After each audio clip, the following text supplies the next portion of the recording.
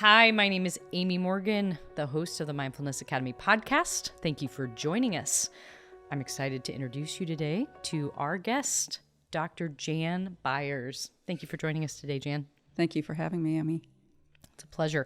Well, I'm going to let folks know just how impressive you are. This is one very smart human we have sitting across from me, and we are honored to have her on our show. Dr. Jan Byars is a leadership development expert who began using mindfulness practices in her work in 2005. Since 1998, she has been the president of Lead Sync, which focuses on leadership development across industries, building capacity, capability, in value-based leaders. She is the author of A Call to Wholeness. She has had a silence practice since 1985. Impressive. She has an aura about her that I've not experienced with another human being. So I'm going to say that first and foremost. Thank you. She has a still water that runs deep within her. Mm-hmm. That's the sense I always get when I'm around you. So thank you for sharing that with us today.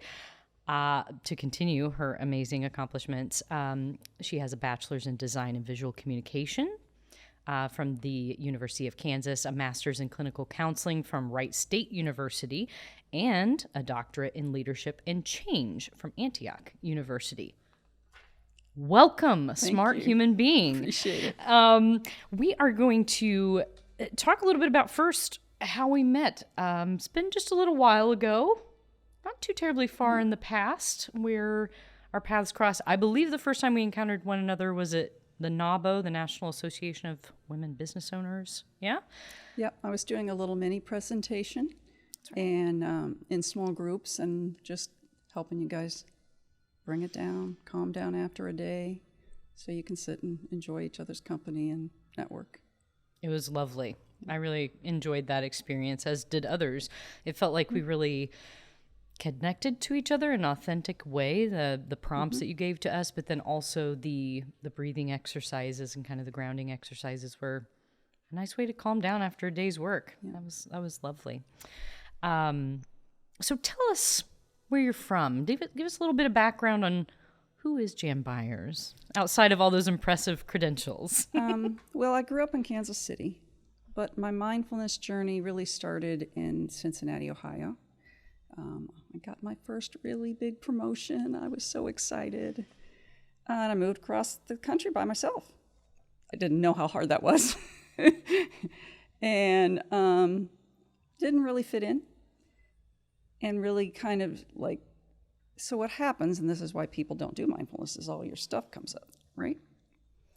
And so what do you do with all that? And this was a fairly long time ago. So there wasn't this therapist on the web that you just, pay so much a month and you're all good, right? So I read books and I just tried to figure it out and attended some community classes on different subjects. And I came across a book on meditation and I thought, all right, well, I'm going to try that. And I did. And for a little bit a day, and of course, it's like any skill, whatever you're learning how to do, it takes a minute to learn it, right? You have to just keep showing up. And those were the times of the day when I was at peace. And the fact that I figured out that I could step out of what I call the crazy really helped me. It was that little bit of differentiation. So, yes, all this stuff was going on in my life. I was trying to figure out, you're young and just trying to figure out everything, right? But there's this core of peace that I can flip back to. And that's a pretty huge learning. And it's not like, oh, I'm this phenomenal person. Alcohol made me vomit. Like the kind of thing you would do when you're in your 20s, right? I couldn't do. So I had to find a different answer. And that was for you. So that was, how old were you when you discovered mindfulness? 24. 24. Yeah. Okay. And is that when your silent practice began? No, it took another year before that happened. Okay. Sure. Yeah. So before we hop into some more content, I was wondering if you would mind sharing a short practice with us. I know that you had offered up very generously to have kind of a shallow, little dip a toe in the water for a practice, and then a little bit of a deeper dive. So, yep, let's do that now. So first, let's just start, and they throw this term around all the time, by getting grounded. Grounded means you're in your body. Grounded means you can feel your feet on the floor. If you're sitting, you can feel yourself supported by the chair. But you can do it standing. You don't have to close your eyes, although you might go deeper if you do. We're just going to focus on our heart. I'm just putting my hand here for emphasis for TV. It's not something that you would necessarily need to do. And we're going to breathe in through our heart. And it's a visualization, right? We're still using our lungs. And we're breathing out through our solar plexus, diaphragm, stomach. It's that area where your ribs sort of start to break open. So we're breathing in here and out here. Not too deep, not straining, just a nice deep breath in through the heart, out through the diaphragm. Let's do 5 breaths.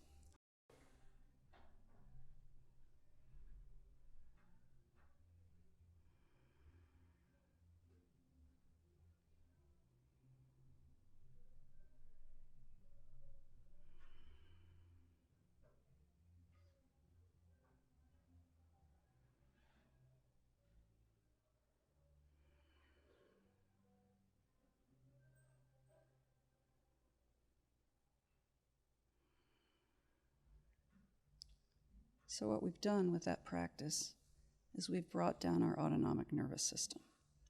Our heart's beating a little bit less fast. Our blood pressure's probably dropped.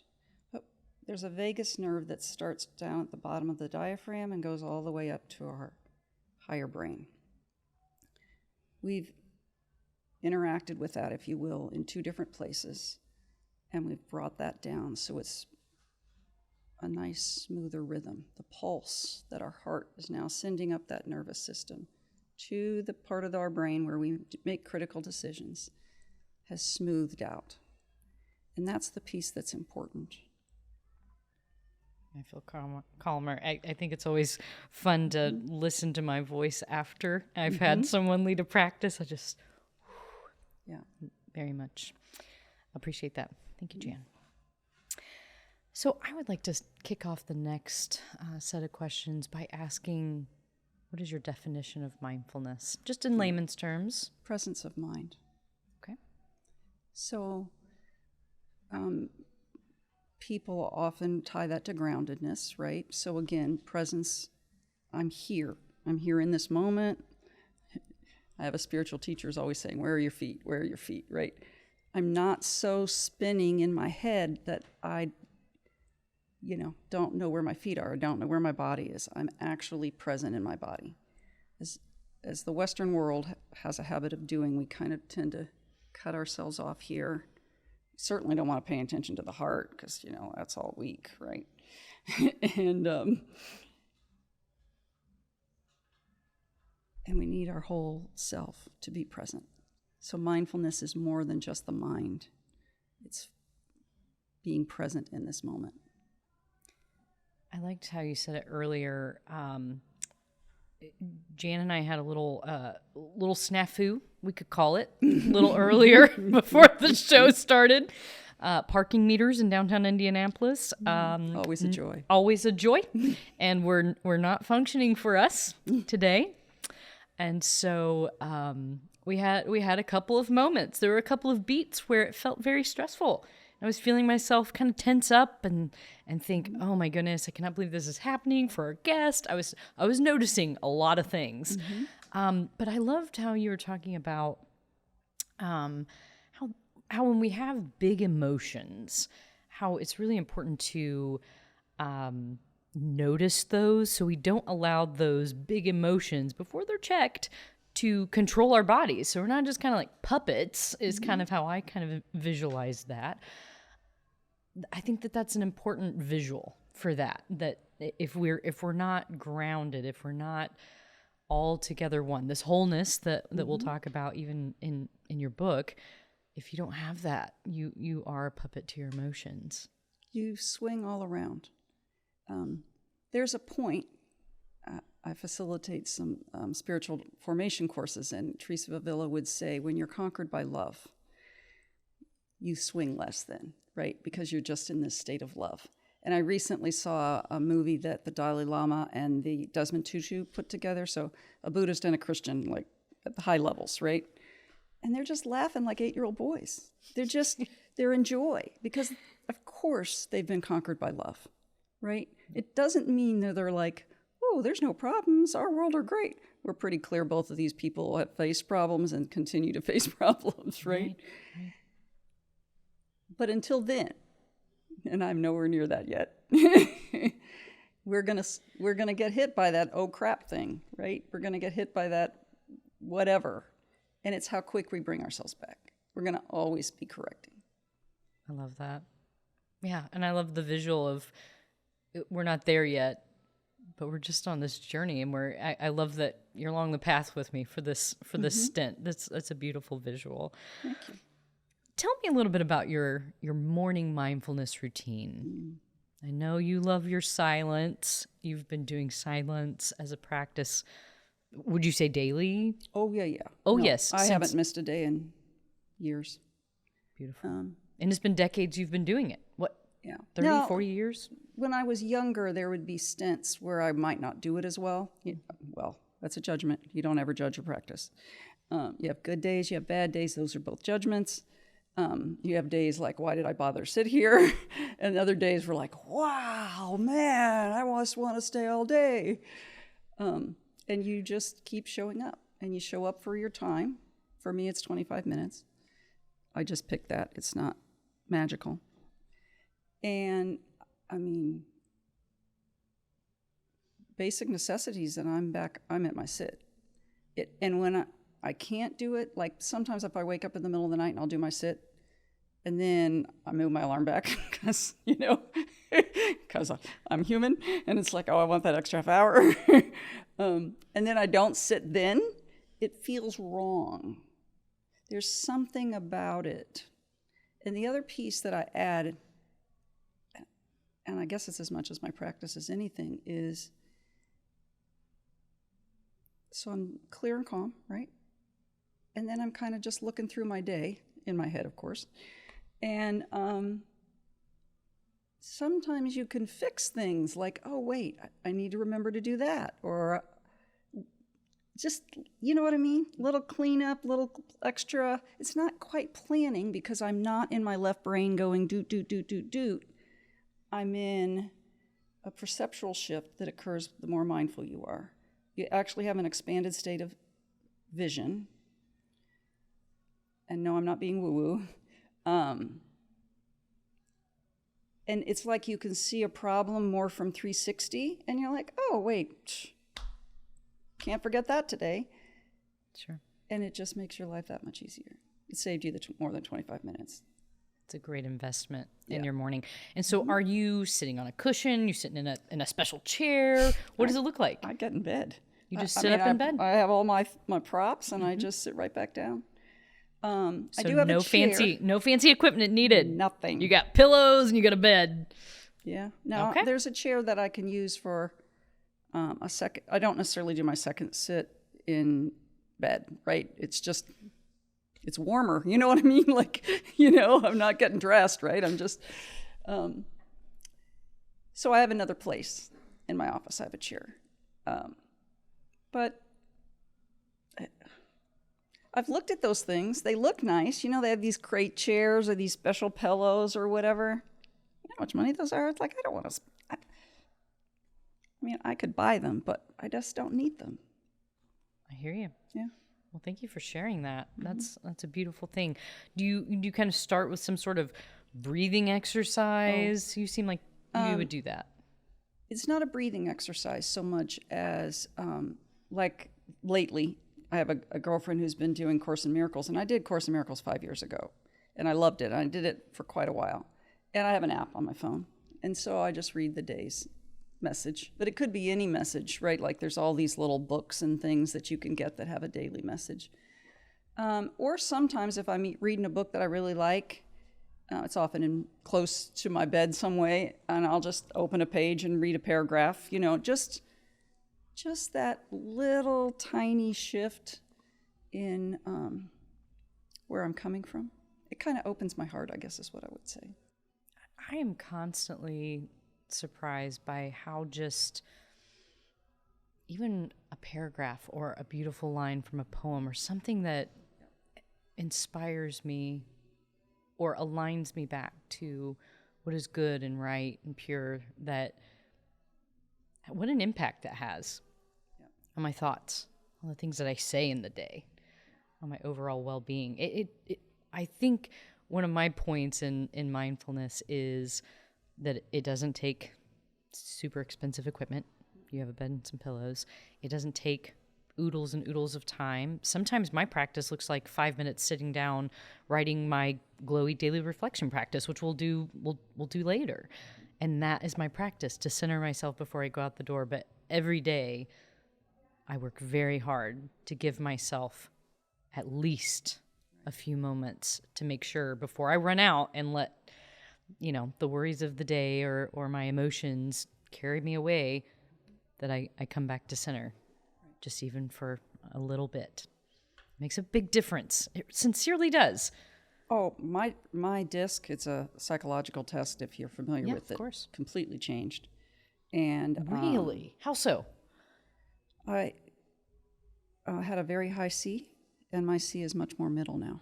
Okay. And that's Dropped the a lot. conscientious? Yeah. Attention to detail. Now, I can still flip into that, but it's more of a choice now than a driven kind of obsessiveness, right? Which is an important thing. So what rose for you out of the disc? Influence. Influence. Yeah. Beautiful. Yeah. Beautiful. Beautiful. And I'll add one other thing. That shift that we're talking about, even that little bit of breathing that I just did, to start, it shows up on an fMRI. It actually changes. That same movie I was talking about with the Dalai Lama and Desmond Tutu, they did a graphic of the fMRI and how it changes for long-term meditators. And it's graphics. It's not an actual fMRI, but it's beautifully done. And one of the points that they made was that, so if you're anticipating pain, like you're getting in a car, it's 100 degrees, you're sitting down in your car, it's probably 100 and whatever, 40 there, right? I have black interior, whatever, not the best choice. And it's hot, right? And it's not like I'm burning myself. I'm not going to get blisters or whatever, but everything's hot. And there's that sort of negative anticipation, right? Well, they did a similar type thing where they were exposed people to heat. And a meditator doesn't hold on to it. It doesn't... it's more of a noticing and letting go? That's it.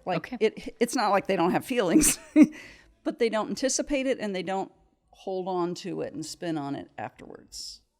Yeah. I think a lot of meditation has helped me a lot with being able to step back for just a moment and name something, because there's a lot of power in naming something. And instead of throwing loads of judgment or letting a story take me down a very long and bumpy path, that sometimes I can stop that before it starts, or sometimes it happens and I get going down that crazy path of telling myself stories, but I notice it. That's it. See? And so even if it happens, I notice that this is triggered in me and I'm thinking this, Right. which may or may not be true at all. Right. And isn't that interesting? And that repetitive piece where we're interrupting is what changes biochemistry. Because when we're spinning in this blah, blah, blah, blah, blah, we're pushing the emotions, the adrenaline, the cortisol, that stuff through our body. And then I stop it, and then my body re-regulates. And so I've literally, there's all this talk about biochemistry and how important it is, which it is, but we control it. Yeah, we're not stead at 7, and that's just you, and deal with it. I like that. You are a leadership development expert. And I want to get into that Okay. because it's very fascinating. We had a great conversation before the camera started rolling. Yep. And I'm wondering if you could tell me about the correlation between mindfulness and leadership. So I'm going to back up just a little bit and to clarify definitions. Most leadership development, particularly if you're looking at the HR person in whatever corporation, is teaching horizontal leadership development. I'm going to teach you the skill. You're going to collaborate better. You're going to negotiate better. You're going to use time management. There's so many things. And those are all great. We need new skills, right? Especially if there's a new program coming out or something like that. Psychological development, what Harvard now calls vertical development, is what I do. So back in the day when I graduated with my master's and I worked with adolescent boys, I was doing psychological development for them. And in this case, they were mentally ill. So I had to take them through their pain first and then just teach them how to be good, responsible adults, right? And so when I went to my private practice and I started doing a little bit of business, my decision was very purposeful. I was going to just work on the top part of the scale instead of the people that now meet the criteria for mental illness. I'm working on the people that are healthy, but still have all sorts of thinking errors or these stories that run through, right? All this stuff that messes us up. Okay, so as a leader of an organization, everything that you are gets broadcasted through. Just like as a parent, if you say this word, your kid's going to say it. If you do this thing, your employee's going to do it.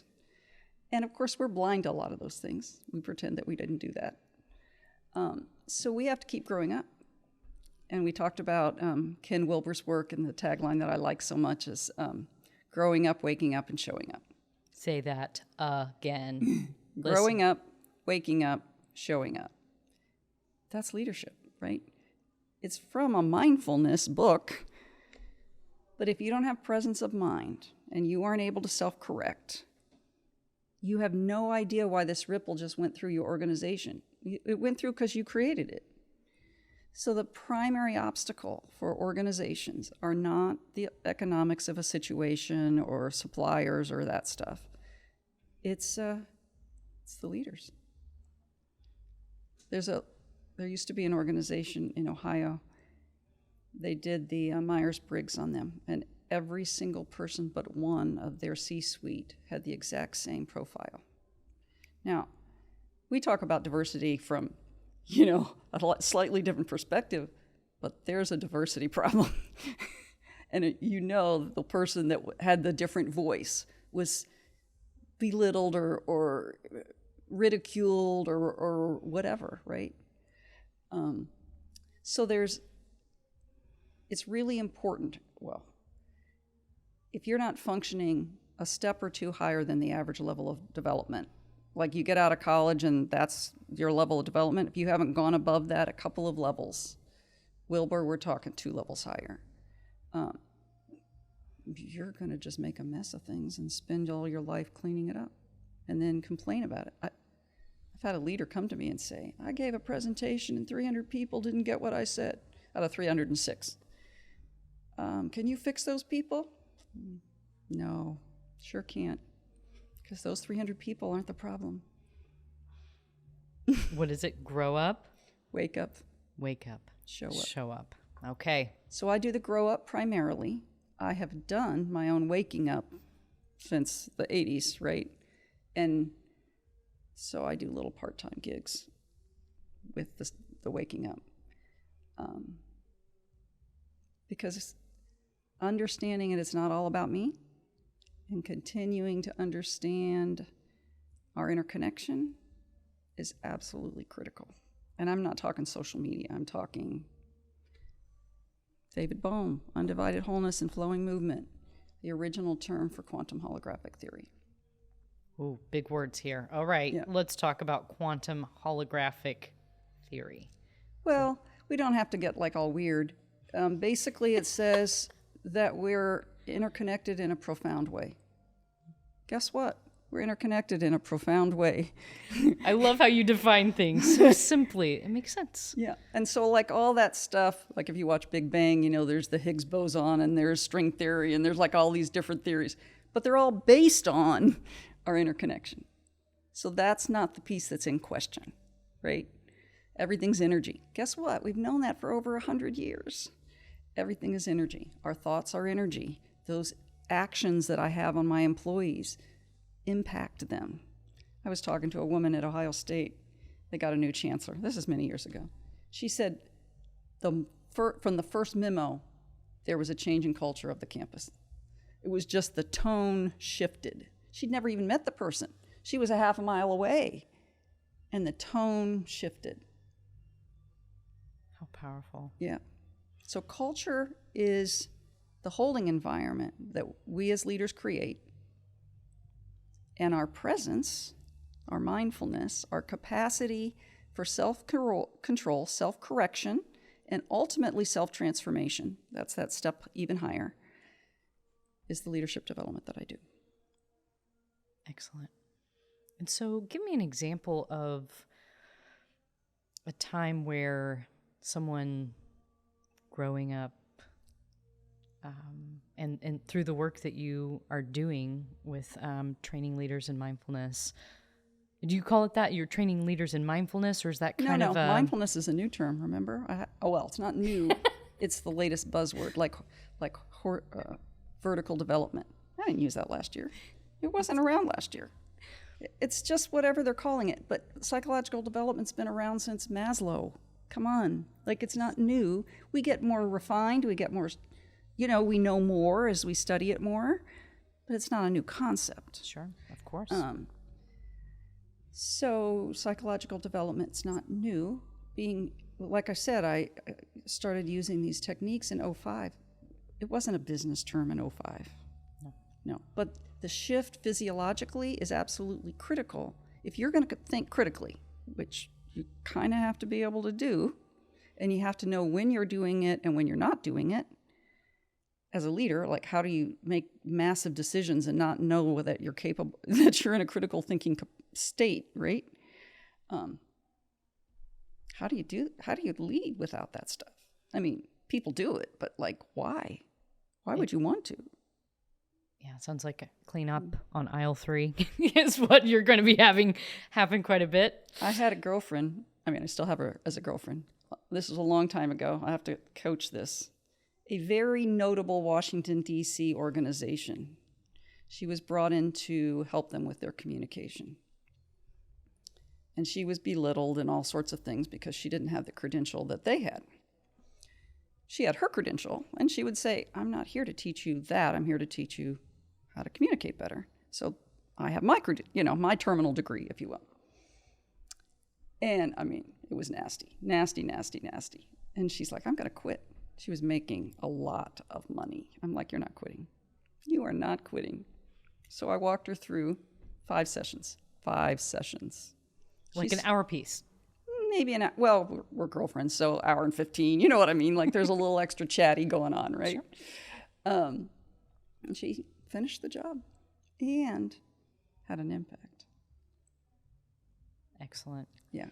So a lot of the work that you do, though, is kind of like mindfulness in disguise. Is that true? Well, mindfulness is, if it's presence of mind, then it's absolutely mindfulness in disguise. Yeah. Excellent. So it's a coaching program. Okay, so I'm going to stop. Yeah, please. Coaching, again, is mostly horizontal. Okay. I develop people, vertical. And again, it's one of those terms. When I started doing this, I could take a 3-day course and become a certified coach, and the person who was going to teach me emotional intelligence for the day was not at the international symposium I had just been to in August of 2001, right? Like, what were they going to teach me? I just learned it from all the people who created the research. So I'm less about skill development and more, again, about how you're tripping yourself up. So mindset, is that what's the word? So I think I talked to you about this at one point. It is a shift in the brain, okay? It is a mindset. But remember, we were talking about like these developmental milestones, and the easy one is to see like when your child's ready to learn to read, right? And they're drawing along, and mommy, and you're like, put it up on the refrigerator, right? And then 2 months later, blah, blah, blah, blah, blah, oh, mommy, it's Spot, our dog. Boom. Because if that mess of lines can be a dog, then DOG can be a dog. And that shift has occurred. Can we look at the child and say, oh, look, 2 months later, they have more hair or something? No, you can't see it. And yet it's a profound change in their functioning. Does that make sense? Okay. So that's part of, people call it soft and like it's, maybe it's not real. Yeah. But it's pretty real. It works. So help me bridge the divide between the kids can now sketch out what they think is Spot. And so you can now say DOG is this. So it's a level of abstraction. Okay. Right? So if this mess of lines, which is clearly an abstract drawing, we'll be kind and call it an abstract drawing. Yes, we will. Is no more abstract than DOG. Right. Right? And if DOG can mean doggy, then they can learn to read. They don't know how to read yet. We're not saying that. I'm saying that their mind can hold it. And how does that apply to what you're doing with business owners? Help me make that. Yep. Sorry. I'll jump there. A business owner has to understand that they're the first impact on their organization. They have to be self-aware enough to be looking for what they're doing that's creating the problem. So if X happens out there, the first thing you do is look here. How did I precipitate that? How did I allow that to happen? How has my functioning created that? Now, I'm not saying you're responsible for 100%. There are stuff that happens, right? Sure. But you've checked yourself first. You self-corrected first before you're going out there. And you start with, okay, my bad, I did X. We need to correct this. And I need you guys to do this. So it's communication, it's collaboration, and it's all those things. But I have the psychological capacity to face the problem and correct it. So the analogy would be, help me, you can totally correct me if I'm wrong, but the analogy then would be if the business owner takes a piece of paper and says, well, here are 3 ways that I had an influence on this negative situation. So when they can identify that these are things that affect out there, then that's kind of is that a similarity then? So here's the deal. The first thing that happened with that is that they were able to sit in the problem long enough to even identify it, right? They didn't just go blah and start screaming at people, right? So there's the change. That's the psychological strength. I call it the ab muscles, right? It's like I'm going to be a college basketball star because I'm the best 3-point shooter in the world, but I won't do weight training. Well, okay, but anybody can knock you over then. Like, I mean, you know what I'm saying? Like, you can maybe shoot it if you can get the shot, but you probably won't get it. You have to be able to hold steady. You have to be able to hold steady. It's that core strength is the term I use. So the developmental milestone, if you want to look for something, is the core strength to stay in the problem. Oh, could be this. Might not have it all. Could be I have to sit in it even longer, but I can go work on something. You know, a lot of Brené Brown is shame and then having the strength to do that. But we have to have the strength to do, like not everybody can do Brené Brown because you have to have the psychological development to do it. Do you see what I'm saying? I do. And that's what I work on with people. It sounds woo-woo, but of course we're teaching basic techniques to shift your state so that you're stronger. A lot of times people have a level of development, but they're so overwhelmed, they're so burnt out, they're so weighted down that if we can just kind of take some of that off of them by teaching them how to handle it, they pop right back up. Mm-hmm. Yeah. And we know that. Like, think about last time you were sick and, you know, you're just short and irritable and blah, blah, blah, and whatever. That's not your highest functioning, right? That's not where you want to live. And you know it, hopefully.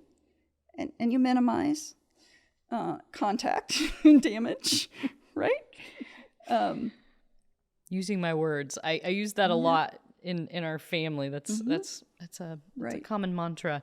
When big emotions start showing up, can you please use your words? Right. So instead of the scribble of the abstract dog, use the words to identify the problem, or else I can't be of service. Right. So I love that. So there's that pause. And that's why it's relating now back to mindfulness, right? From a cognitive behavioral perspective, what's my limiting belief? How am I going to dispute that? Oh, I could do this. Oh, and it's just as true as what I was thinking was true, but I bet this is closer to the truth. And that it can be 30 seconds, it can be 15 seconds. But I don't think that every thought that I have is the truth. And I interrupt, and I reset, and I interrupt, and I reset, and I create a space literally in my heart and mind and body, and in my capacity to show up with other people. And so I tie the mindfulness with the tasks of leadership, which most people do not know, never been trained in it. And so how are we going to grow up, wake up, and show up while we orchestrate conflict?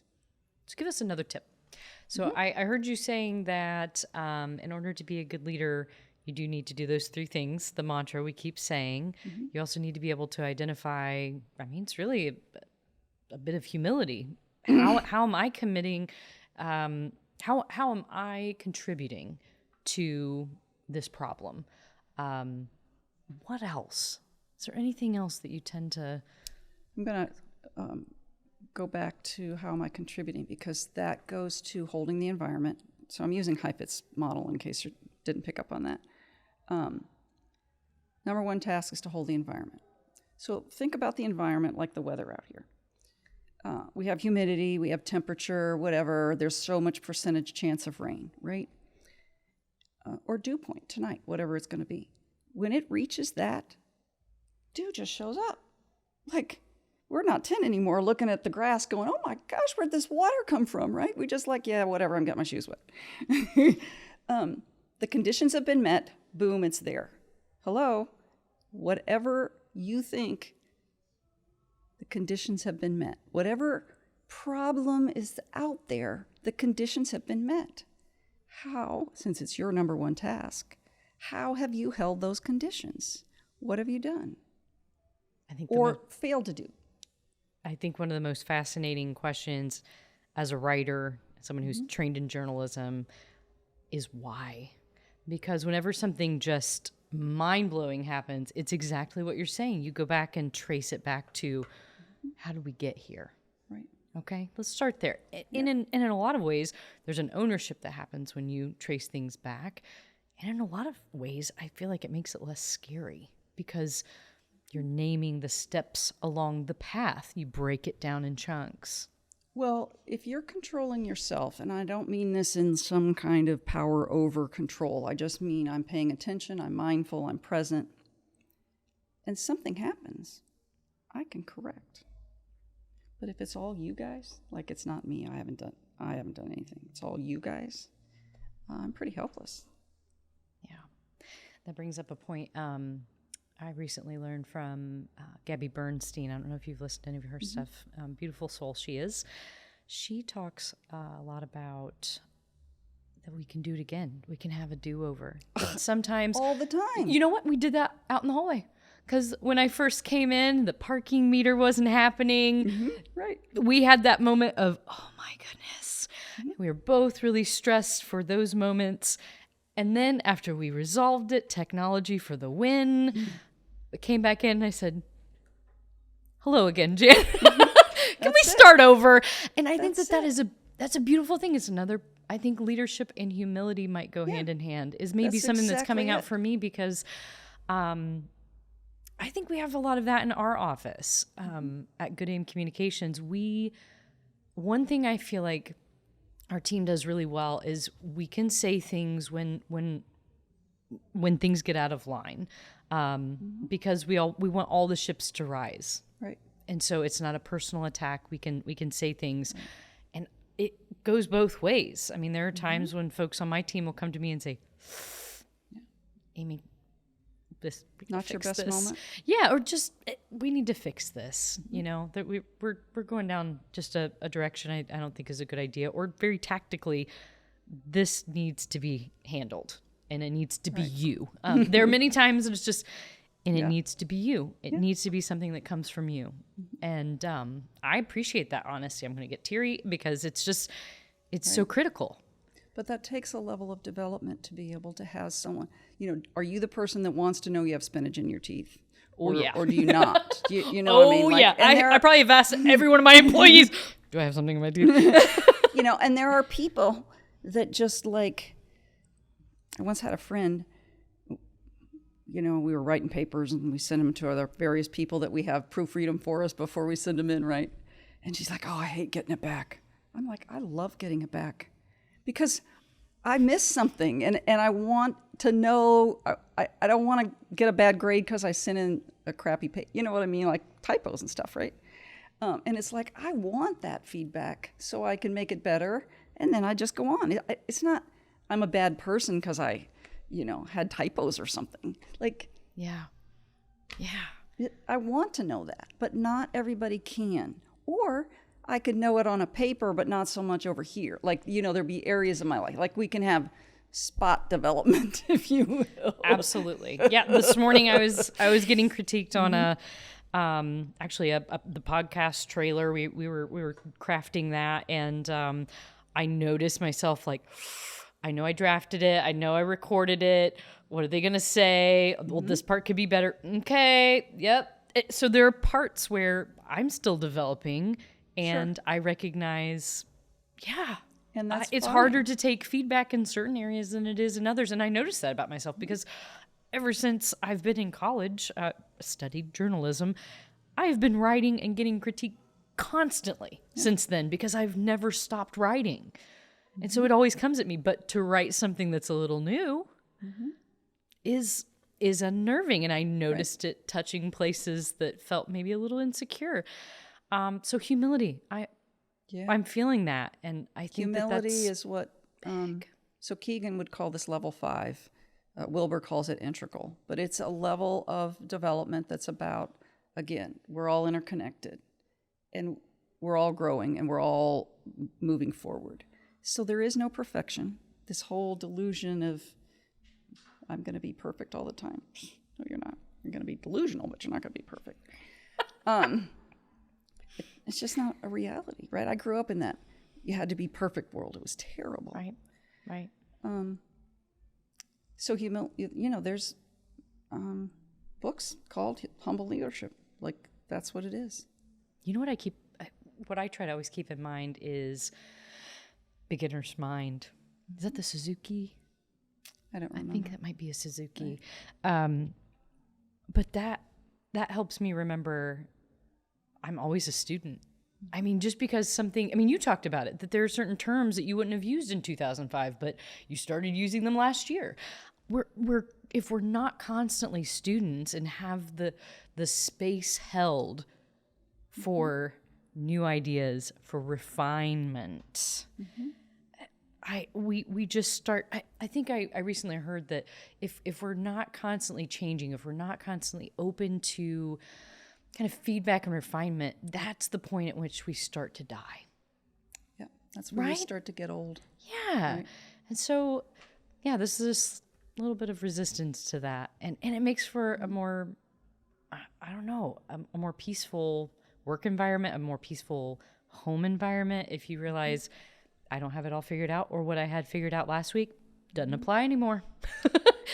And there are many organizations where you don't know something, they would consider that weakness. So it's still very much the predominant level of functioning. And most people only think of command and control when they think of leadership, which is shut up and do what I say. Which doesn't work anymore. You say? Shut up and do what I say. Well, what did you name that? Command and control. Command and control. Yeah. What do you think that is? Why do you think we've been that way? What do you think it's Machiavelli wrote the book in 15 whatever that told you exactly how to do it. He was named the father of power politics. Literally. As long as you look good, you don't actually have to be doing good for your people. Oh, okay. Yeah, it's bad. And so we've not evolved out of that, is what We're you're saying. using technology from the 1500s. And we need a reset. You think? So I know it's old hat to talk about COVID at this point. I'm tired. I think so many people are, in a lot of ways, we're over it. It's hard to have capacity for it, to keep thinking about it. Because again, what worked last week, we might be back in masks next week. We might be quarantined the following week. We just don't know. We're still in that place. Yep. So I'm wondering if you could talk to us a little bit about how COVID has impacted leadership. And we talked a little bit offline about maybe how that question might be sculpted. I'm going to give you free rein around that. Go for it. So COVID obviously was just being hit by a tsunami, right? Like, and if we were able to be present and calm, even though we had no idea what was going to happen. Well, I'm not going to have work next week, What am I going to do? I can't leave the house for 3 weeks. What do you mean I can't leave the house for 3 weeks? And that's when you really draw on that ab strength, that core strength, right? That's when that silence practice, you add a third sit, right? Maybe 5 more. Because if you can't, it's like we have to expand our consciousness, our perception even more in order to be able to see. So at a highest level of, all right, I need to rephrase, at the highest level that functioning as a leader that I'm versed in, there is a capacity to see patterns. And patterns aren't new. AI is reading patterns, right? But being able to see the patterns means I can get ahead of it. And that's what the mindfulness does. So we're bringing ourselves into a state of calm. We're still scanning our environment. So like I did my sit, and now I'm thinking, okay, there's my day. And it doesn't look like any other day I've had recently. And I'm clear enough to figure out a novel step, an adaptive solution. This is what we're looking for. We're going to have other COVID-like things, and I don't mean health. There's going to be other things that will change our world. Could be global warming. And we have to be able to sit clear enough and calm enough to see the possible solutions to walk out of it, right? It's the only way. I am constantly amazed by the power of mindfulness. We talk a lot about this in our office, how it gives you that power to respond instead of react. And Jan, it's so important, not just for leaders in marketing companies like ours or leadership development like yours, but think about it in large corporations. Think about the impact that has in our politics, our policymakers. Okay, I just got a little bit of goosebumps there thinking about that. To pause and to sit. If that could become part of how we lead. And let's be honest, we're all leaders in some capacity, whether we recognize it or not. So it doesn't matter where you serve, where you work, what position you have. You are a leader in some capacity. Well, I define leadership as motivating, aligning, and influencing. So if any point in your work you're motivating people, aligning people, influencing people, that's a form of leadership. I'm not trying to do the Pollyanna thing where, everybody's a leader. Well, some people can't do those things, so then maybe not. But you have an opportunity to do them. And it's important that you understand, again, interconnection, like really real stuff. The Heart Math Institute talks about heart fields. And they've measured, so EKG, right? Again, not woo-woo stuff, right? Science. They're measuring out 12, 15 feet now. So we are all in the same heart field right this minute. The more chaotic I am, the more I send chaos out. The more calm and clear I am, the more I'm sending out coherence, right? And we think about those flocks of birds or whatever, they're entrained. They, it's not the same bird at the front all the time, right? They just drop into formation and they fly that way because aerodynamically it's a good idea, right? Like it's easier to do. It's easier for us to flow together. So that alone has a huge impact on an office, on a community. And just like I was talking about the person from Ohio State, you don't have to be within 10 feet of me for me to have had an impact through the tone of my emails or those Your kinds memo. of things. Yes. Absolutely. Yeah. It's powerful. And that really shines a light on technology as a means of expanding our heart field. Is that what you called it? The heart field? Heart field, yeah. Yeah. Power. And so it's important we are calm and centered before we send that energy out into the world. And so, there are even times when before I leave my house, I think I didn't sit long enough. I'm not ready to go into what I have on my plate today. I'm too scattered. And there are times I'll show up a little bit late, 10 or 15 minutes, because I say, it's worth it. Because I'd rather have 10 or 15 minutes going in the right direction that sets us in the right direction than half a day running around like chickens with our heads cut off. Or you could go in and sit with your people for 10 minutes. We do some of that. Yeah, that's part of our Monday morning routine is we'll practice another mindfulness activity together. And it's really beautiful.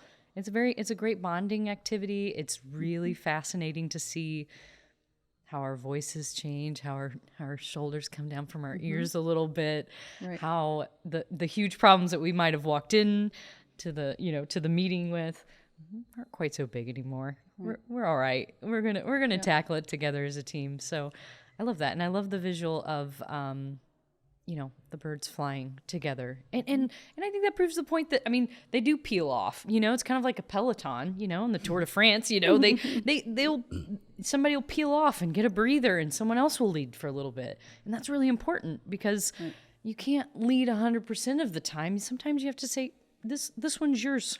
This one's yours." If you're being a true leader, values-based leader, I'm very specific because I don't want to develop command and control leaders.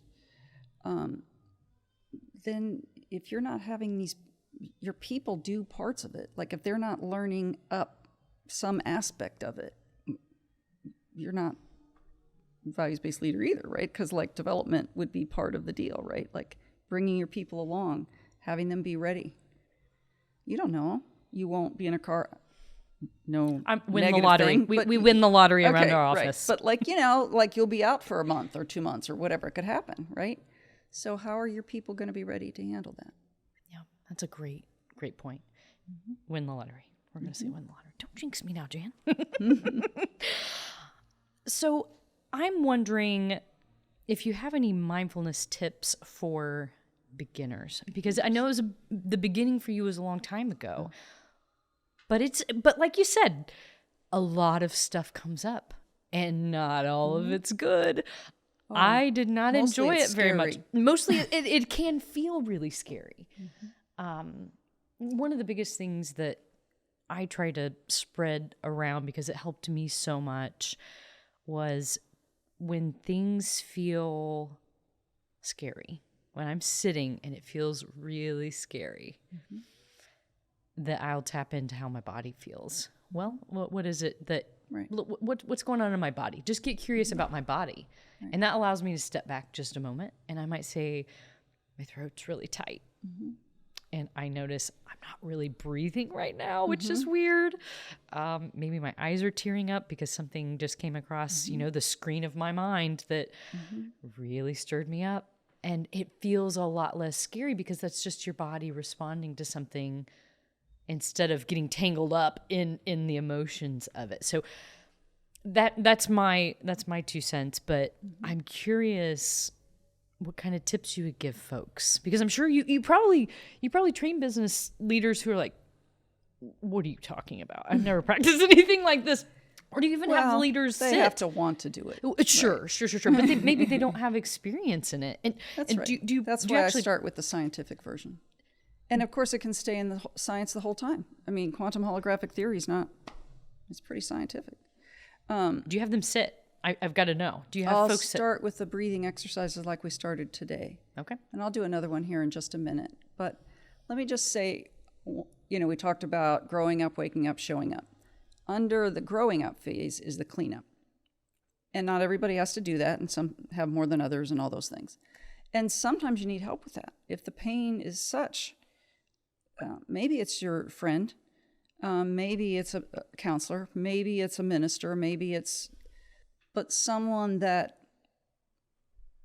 I'm going to say hold your pain, but I don't mean that they necessarily have their arms around you, that they can just sit with you while you're in that pain. And of course, they have to be steady to do that, right? And that already makes it feel safer because you're kind of getting rid of some of that. So memories are stored in our nervous system. So all these pieces that can float up every once in a while. Are you a big body keep score gal? I would just say that, that's the way memory works, right? Yeah. And it's not just in our brain. We tend to be very neuro-focused. It's, when they say it's like riding a bike, they mean your body remembers how to ride a bike.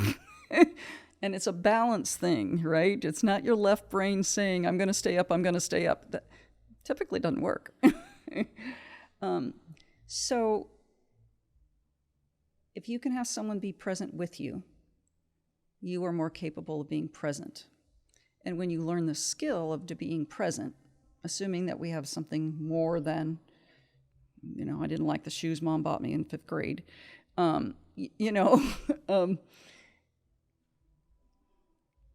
we just peel it away.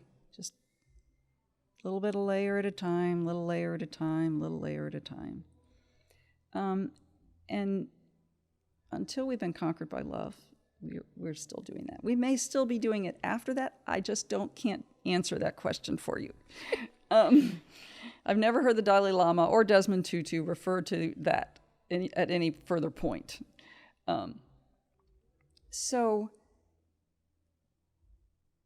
really, I would say mindfulness is mental and emotional stability, and it's grounded in your body. And as a beginner, you start where you are. We always start where we are. There's days when I'm really great and I'm singing a song and moving along, and then I'm back to the very beginning because it's one of those days. And I just sit there and breathe and daydream and come back to my breathing and daydream and then come back to my breathing and then daydream and come back to my breathing. And it's just the way it is. Yep. And I have spiritual teachers that say that that's still true for them sometimes. So I don't think you ever get done. We're all beginning again. I've even had a mindfulness trainer walk us through noticing the train of thought. So not stopping that train as it chugs on by. No. But really, and that's kind of the basis of things, but instead of bringing it back to the breath in this particular practice, he had us just let that train keep on rolling. Yep. And it's really fascinating where all the places, when you start off with the pineapple's really pretty sweet for breakfast, all the way to, I've got to plan that trip abroad. That's not going to plan itself. It's amazing the breadth and everything in between and how you get from one thought to the other. Right. Our brain.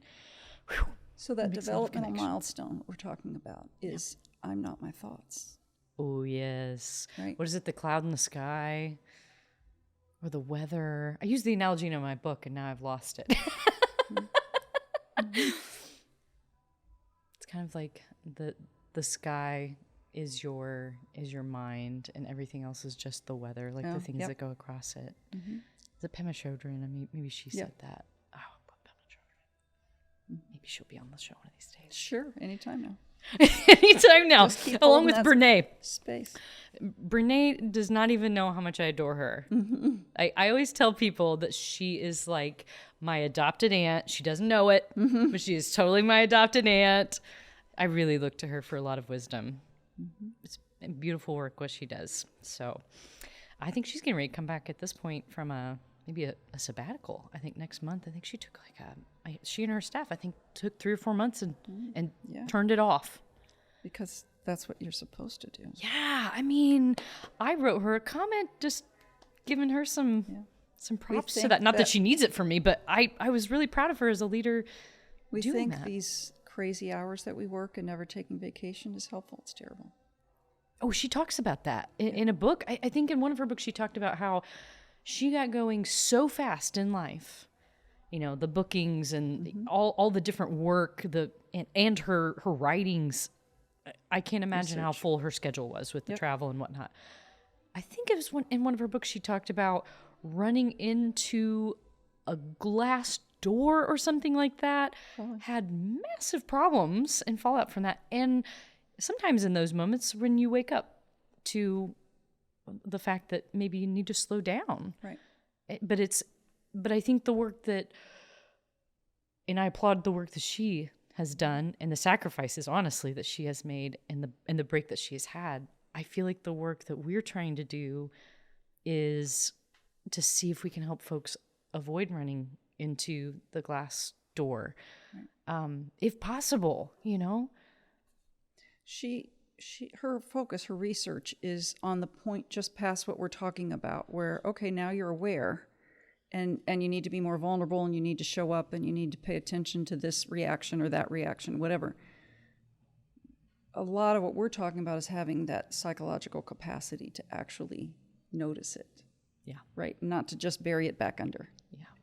Yep. And we're really good at burying things. You know, there's...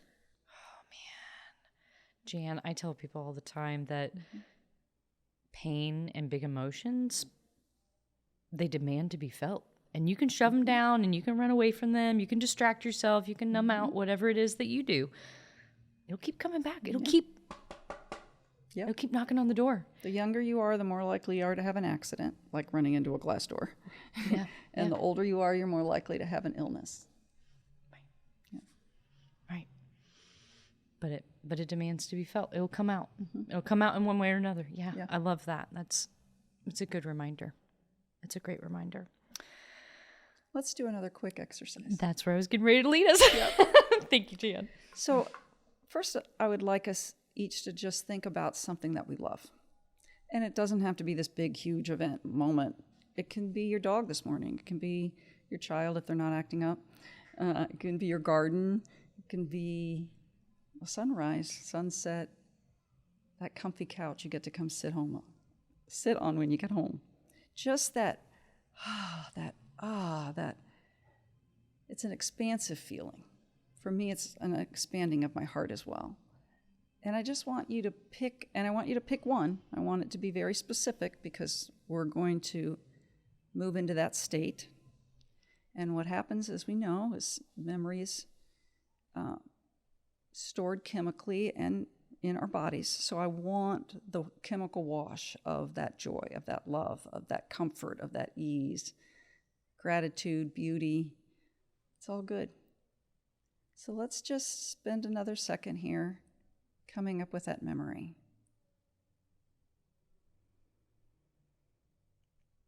And when you're ready and you feel like you have it, again, we're focusing on the heart, breathing in through the heart, out through the solar plexus diaphragm. Let's take 5 breaths.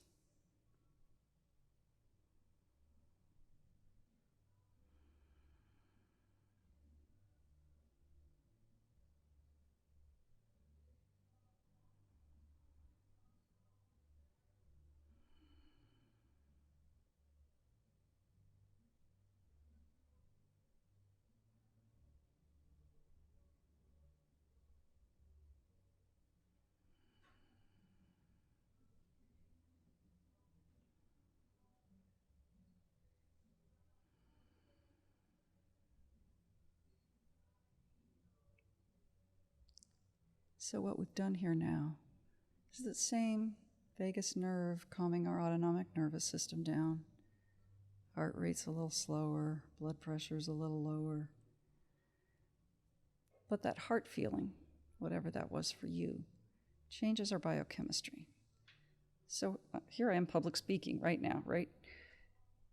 And yet I know that I just had a wash of all the endorphins, all the good ones that we like, right? So my cortisol's a little lower, my adrenaline's a little lower, even my insulin's a little lower. Most people don't realize that insulin gets shot out also when you're in that stress situation. And so I'm physically in a completely different place. And we spent less than a minute. Now here's the thing to get. My heart's pumping, right? And we know that if my heart doesn't pump oxygen through my body pretty darn quick, I'm in trouble, right? Like, it can't take more than a few seconds for it to get down my leg, for example. So if it's pumping oxygen, it's also pumping all those biochemistry, all that serotonin and dopamine and all those things. In less than 30 seconds, I can completely change my physical state. Why would you ever make a decision in any other state? Beautiful tip there. I love that. And these are basically the two. Like, you can do it with your eyes open. We can do it while we're walking. We can do it while we drive. Yeah. It's a great one. There are times when I'm at a stoplight and I try to do just little miniature practices because why not? What else am I going to do while I'm sitting there? Right. I love that. I'll tell you what I was thinking about. Sure. If you'll do yours, truth or dare. So mine was, my daughter got all dressed up today, and she looked cute as Shirley Temple. I swear to God. We had her hair in ringlets, and she had a cute little headband. She's dressed up for Colts Friday at her school. Yep. She was absolutely adorable, and I just cut her bangs across here. I mean, the picture of cuteness, even her little pink glasses. So I had my husband take a picture of her this morning, and I just thought of that moment. How we were both just admiring her cuteness. Yep. My dog was just groomed, so she smells really good and is all soft and just as cute as you can imagine, right? So, like, I'm on the bed with her, you know, putting my face in her fur and, you know, just a snuggle. What kind of dog? We need a Shih Tzu. visual. Shih Tzu. Oh, yeah. Little bitty girl. I would like for us to talk a little bit about the health crisis going on, particularly here in the U.S. Sure.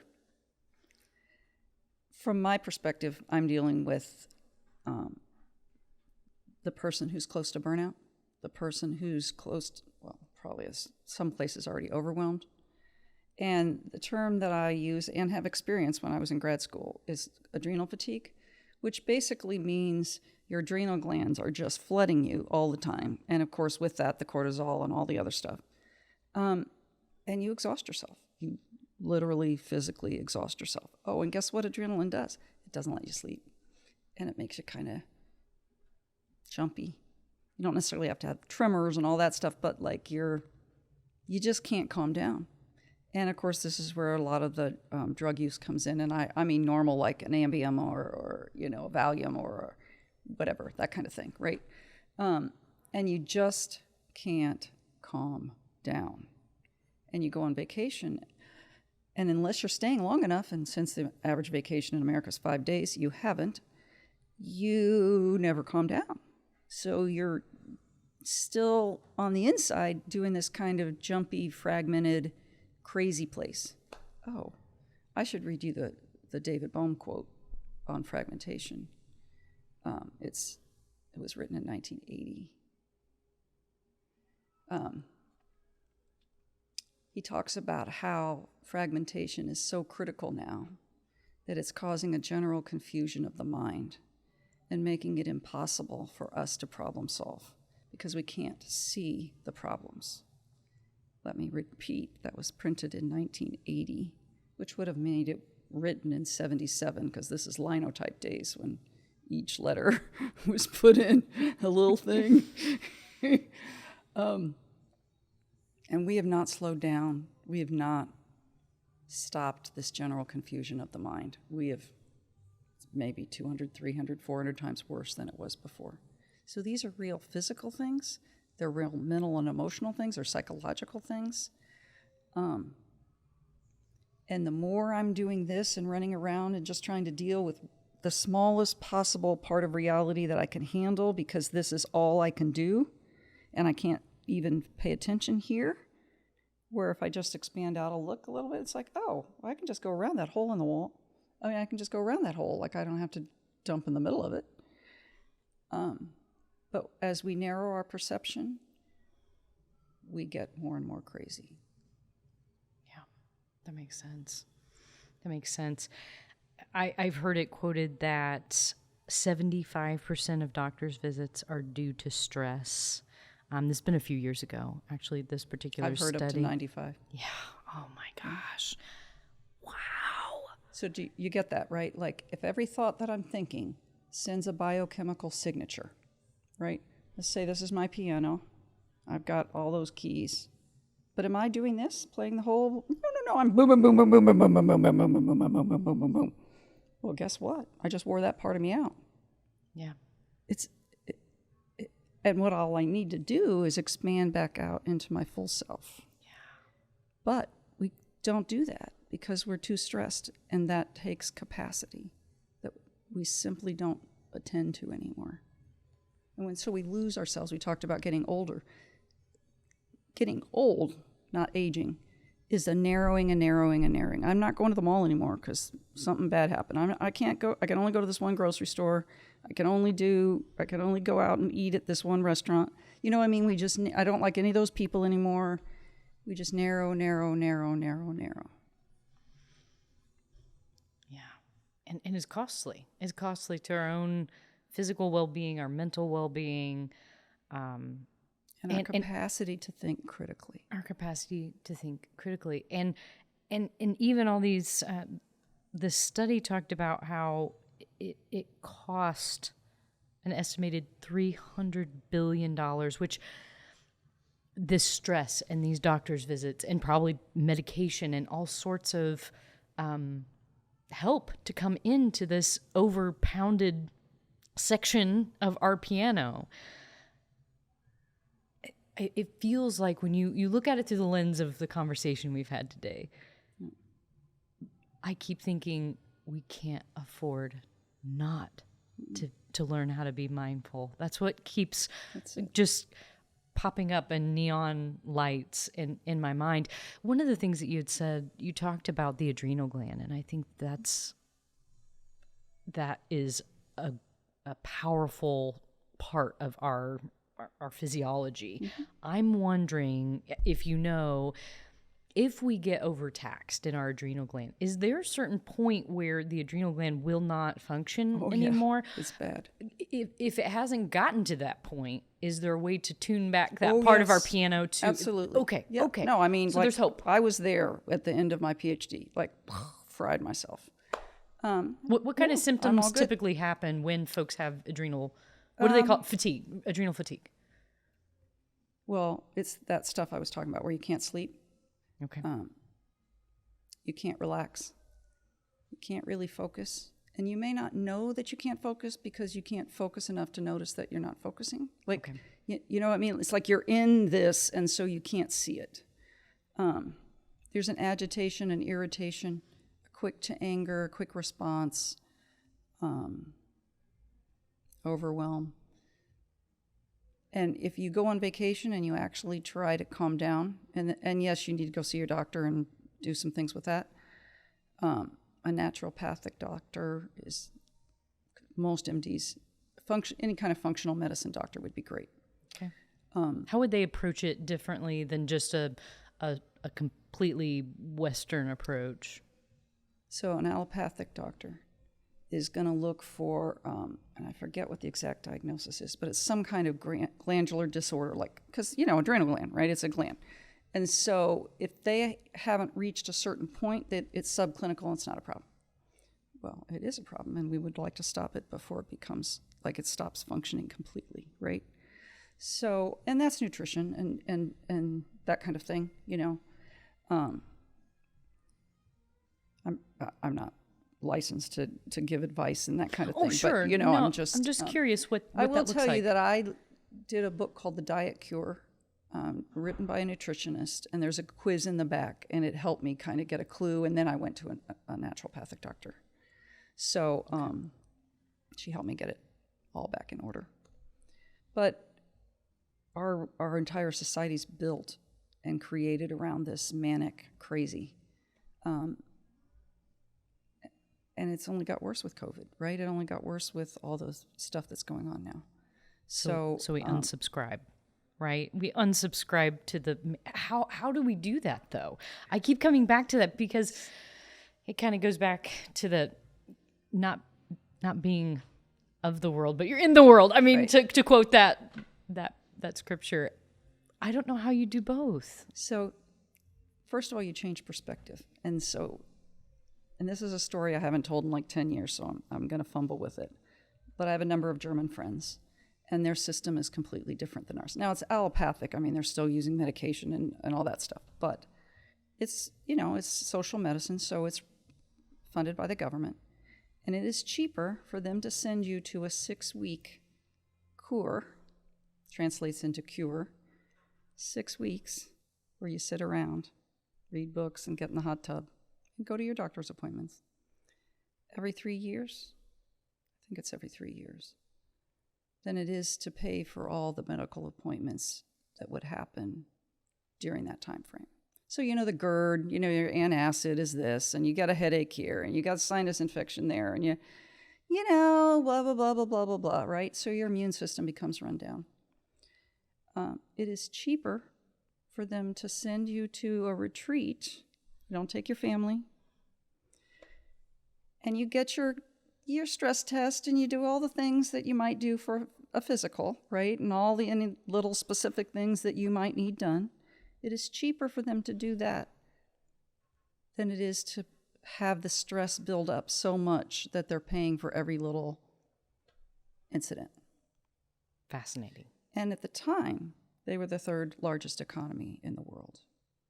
Wow. Yeah. They start with, 4 to 6 weeks vacation. They're not, when they're at work, they're working, and then they're not working. Yeah. Yeah. Aren't there some countries where it's illegal to communicate after hours? I feel like I've heard this. Well, illegal would imply that they thought about it. Yeah. That's half the battle, isn't it? I saw on your website this quote by Ron Heifetz that says, "The currency of leadership is attention." Tell me what you meant by including that on your website. Why is that so important that you put it on your website? It is our capacity to focus on a problem. Or if I have 5 problems, which one do I'm picking? That's where I'm leading. Now, I can delegate. Nothing wrong with that. All good. But where I'm placing my attention is the place that I'm leading. And if I don't even have attention because I'm all wound up, or adrenal fatigue, or didn't sleep well last night, or the dog vomited on my shoes, or any number of things, it's impaired. And how much can you afford your leadership to be impaired? How much can you afford that? See, we don't figure out that cost because it's not real, right? It's woo-woo. But it's real. It's very real. It's very real. What are some daily strategies that you would share with leaders to be more mindful? Play with the practice until you find one you like. And there's so many. I call them brands. I'm sure there's people that wouldn't like that, but it doesn't matter. Pick the one you like, right? But then you have to do it. And you do it on the day when it sucks and you're terrible at it, right? And you do it when it's great. And I talk about it as in sit-ups, right? Like let's say I give you the breathing assignment and you're going to go home and do that. And deep breathing is not the same. I'll talk about coherence in a minute. And you come back the next week, we're talking, and you did it twice. I mean, I went home, I did 2 sit-ups, and they didn't work. No, they didn't. So we're literally taking whatever the situation is that you're needing some extra strength around, and the technique that I'm teaching you, and we're repairing it, as in pairing, as in Pavlov's dogs and the bell salivating, we're going to make them jump, whatever that is, right? We're going to repair the behavior, and we're repairing it. Well, like what you did there. In the sense of That's now my go-to. I now go there instead of, "Blah." Yes, we talked about if things get crazy there, if you're not centered, you might be just yelling at everyone and you have no direction. Whereas if you're paired properly, you have been repaired, you have that trigger. I'm noticing this. And you fix it quicker. Yeah, this is more of my response. And it may be everyone needs to leave my office. I need a few minutes to gather my thoughts. Of course. Right? As in any relationship. You're going to need to leave the room. I need a few minutes. Or you leave Or the I room. leave the room. Right. Right. Yeah. Carry on without me for a minute. I'll be back. So it's really important to understand. I've worked in organizations where hit the fan, if I'm allowed to say that on here. We'll try that again. 20 years ago. The fit hit the shan, right? And they're still in it. And they're still swimming in it. And they don't even get how much harder it is to clean it up than it is to just solve the problem. So, like, you can have your moment. But the less seconds, minutes, moments between you going back and going, okay, hold on. Do over, time out, whatever it is. I'm not using trauma in the capital T sense, right? Like, we assume no one died, right? But trauma in the sense of, oh my God, I hate my boss, or something like that, those can stay, oh my gosh, I can't even tell you, decades. You can be in another position and you could still remember it. And so it's changed you, right? It's changed a paired response in how, like, that happens. Oh, that reminds me of that old boss. Boom, I'm going to have this reaction. That's what that growing up and cleaning up is. And we can't do that without being present. Beautiful. Are there specific practices that you could give us as an example of a pairing? That would be really interesting to me. Or even a morning mindfulness sit-up that you recommend to someone that maybe it's worked for them. Give us a couple examples. Well, the heart-focused breathing that we've done a couple times here is so easy. So I would try to incorporate that in some way. It could be that you sit in your car for 2 extra minutes before you go in. Or, in your chair before you turn on your computer, whatever it is now. I think that moment that you're doing that and you're doing the breathing, to remember that you're not your thoughts. So I can have a thought and it not be true. My body will still react to it. We know that. Look at dreams, right? We can wake up, we think we were just chased. Oh, guess what? No one's chasing me. And yet my body, I'm sweating and I'm running. You know what I mean? All this stuff is happening. So we tend to think that if I feel it, or it's real. Most of our thoughts aren't true. I mean, like a whole lot more than half. And so you're going to go in and you're going to have experiences, whatever that day is. And you're just not going to take it. It's kind of like you're just not going to take it all that seriously. You're just not going to be that attached if you want to talk it from a Buddhist perspective, right? It doesn't mean it's not important. It means I'm not going to add the emotional overlay to it. Or if the emotions come up, we notice and we step back. And you can tag team. You can have someone else that I've had people hand a leader a pencil when they would start to do that thing. And I was sitting one time, I'd been working with this one leader for like about a month, and he just still wasn't quite getting it. He wanted it to learn, but he just didn't quite get it. I'm like, okay, so we need someone who's going to be here in the office, like more frequently and able to cue you when you're doing this behavior. Because he didn't think he did it at all. Can you tell us what the behavior was? It was a form of yelling, but for him it wasn't yelling. He was just a very large man, and he had a very strong voice, and so it was perceived as yelling, even when he didn't necessarily mean it that way, right? And I said, who do you trust? Tell me someone we can call in here, and they can be like your partner, and they can give you a cue. And so he brought this woman in, and she knew who I was, and she was a finance person, so she knew exactly what I was doing here. And I'm like, would you be willing to help us? And she's like, oh, yeah, sure. She goes, I have an example. I haven't asked the question yet because she already knew. And he just, like, how can she know if we haven't told her?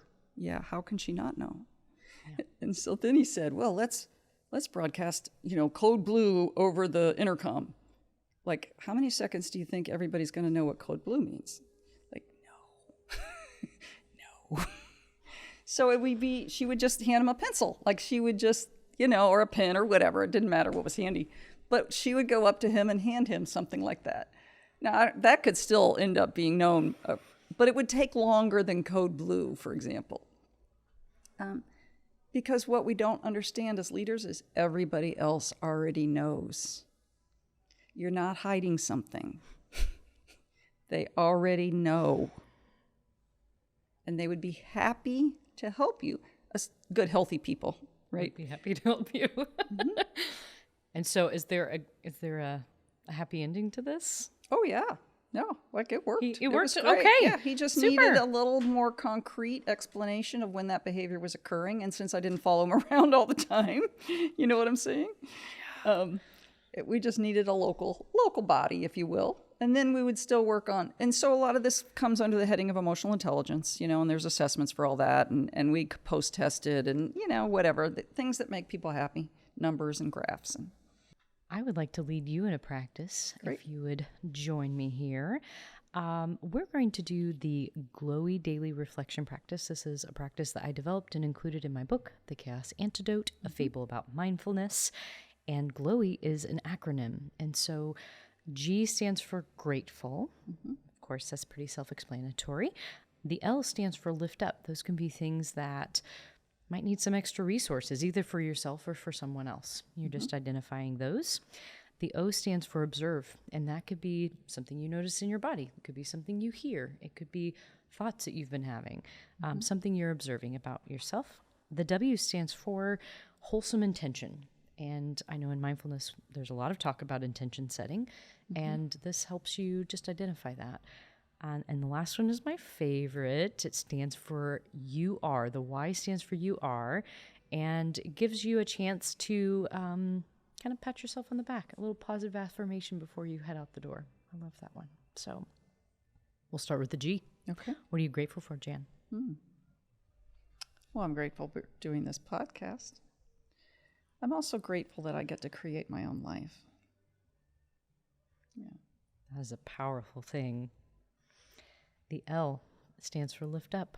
What's something that needs some resources? The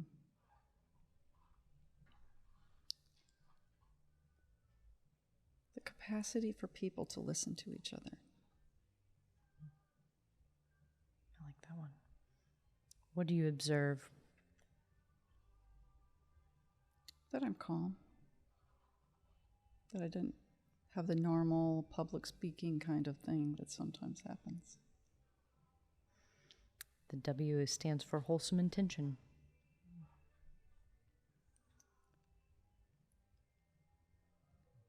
And I would say that's, a fair constant for me is just remembering the vastness, placing my attention on the vastness. And the Y is for you are. You gotta be your cheerleader, a cheerleader for yourself for a moment. Jan, you are. Lucky is what comes to my mind right now, actually. I like that one.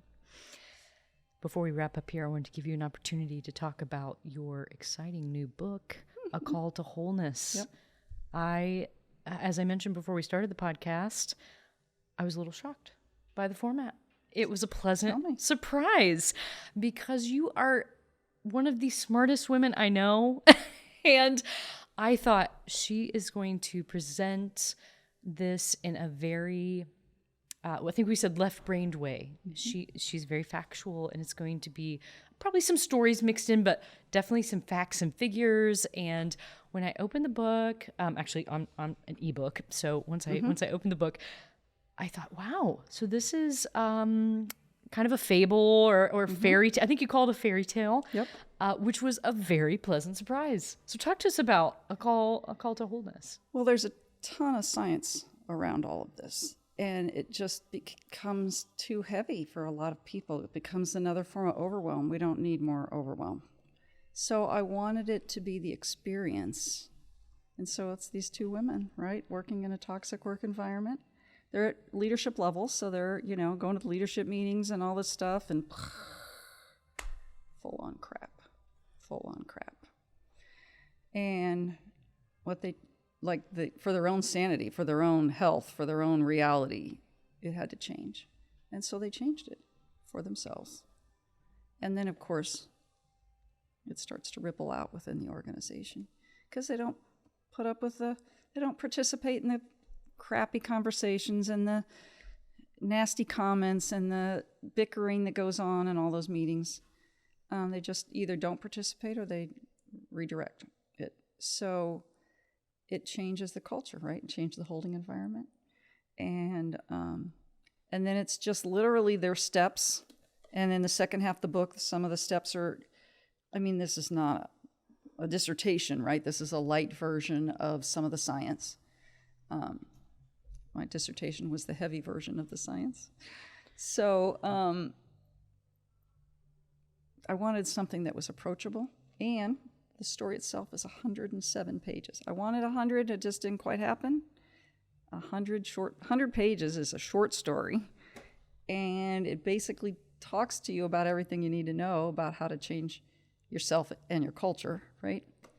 And then, of course, the back half's there if you want it. So, Call to Wholeness. Yeah. And where can we get this? Everywhere. Barnes & Noble, Amazon, all those places. All the online places. Wonderful.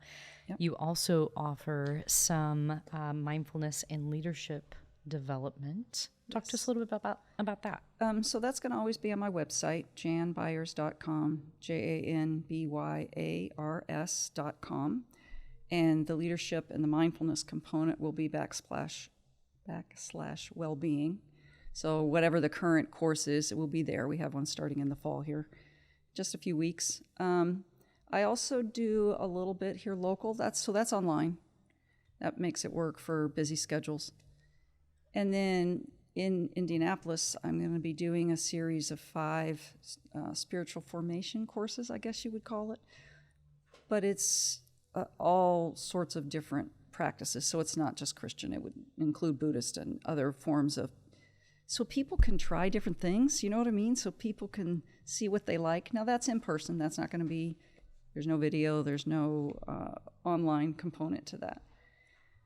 But what comes down to, this is a very personal fit. We need to find the practice that works for us, and we need to figure out where we are and able to look at ourselves and self-correct. And we need to find that spot and start from the beginning. Because if we start from some other place, the GPS just doesn't work. Jan, it's been a pleasure. Yeah, appreciate it. Thank you for being on the show. Thank you. Thank you for joining us today for the Mindfulness Academy podcast. I'm your host, Amy Morgan, signing off.